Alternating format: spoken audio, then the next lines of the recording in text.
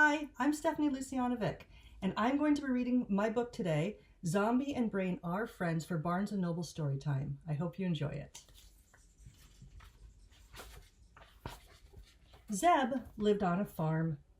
His family raised brains, grain-fed, free-range brains, to be specific.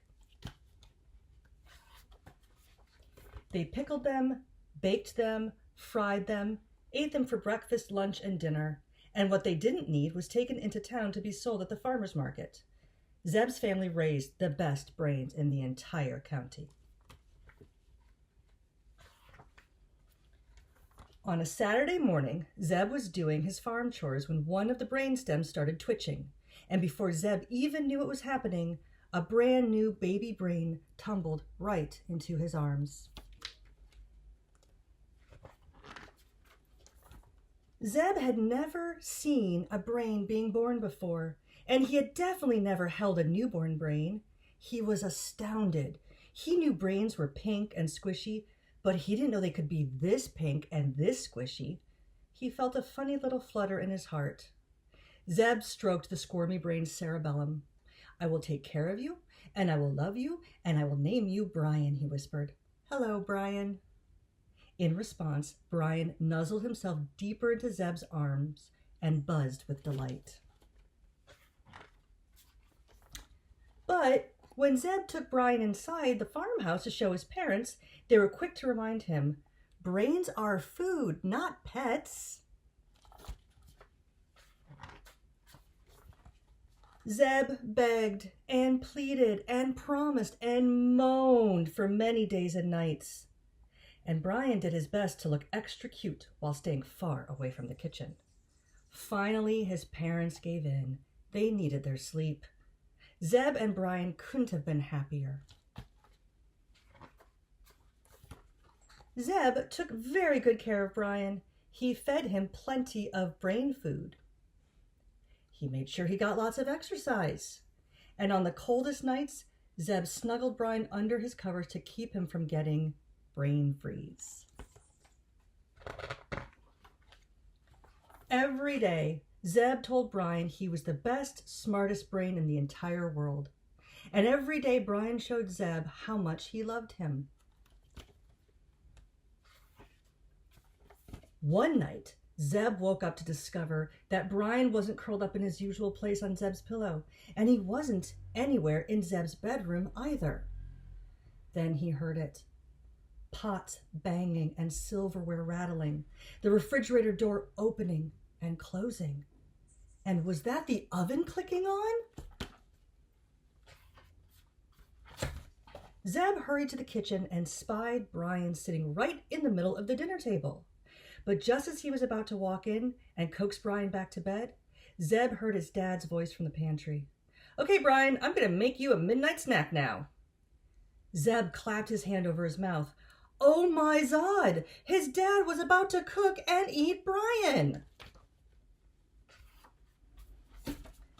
Before his dad could return to the kitchen with his blue ribbon-winning 11 herbs and spices rub, Zeb snatched his little brain from the table and together they ran out into the night. As the moon shone down on them, Zeb and Brian speed-shambled down the road until they were far, far away from the farm. And far, far away from Zeb's dad's hungry mouth. Finally, they came to a large green field where wild brains roamed. Kneeling down, Zeb hugged Brian tight and scratched him behind the left lobe just the way he liked it. "You will always be my favorite brain," Zeb told Brian, "but I love you too much to let anyone eat you." With a sniff, Zeb let Brian go. But Brian didn't want to leave his zombie boy's side. Zeb finally gave the brain a little nudge and said, "Please, it's the only way I can save you." The next morning, there was no Brian nuzzling Zeb's feet at breakfast. No Brian jumping up on the couch to help Mom with her jigsaw puzzle. No Brian burrowing into the piles of clean laundry Dad took off the line. Zeb's house felt very empty. When Zeb's parents asked him where the little brain was, and Zeb explained, Zeb's dad felt terrible. I was going to feed him a midnight snack, not make him mine. They had to bring Brian home again. Dad posted missing brain flyers all over town. Mom searched their neighbors' kitchens. And Zeb stood on the porch at night and crinkled the zombie time's toughest crosswords, hoping Brian might hear and come scampering home. Still no sign of Brian. Until early one Saturday morning, Zeb was about to start his chores when he felt a very familiar and very squishy nudge at his ankles. Brian had found his way home. Zeb swept Brian up in his arms and squeezed him tight against his chest. Brian buzzed so hard he vibrated with brainwaves of happiness.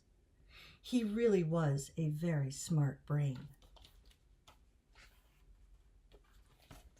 Zeb's parents were so happy to have Brian back that Mom bought him a brand new stack of brain teasers, and Dad announced that Brian was far too clever to ever be anyone's midnight snack.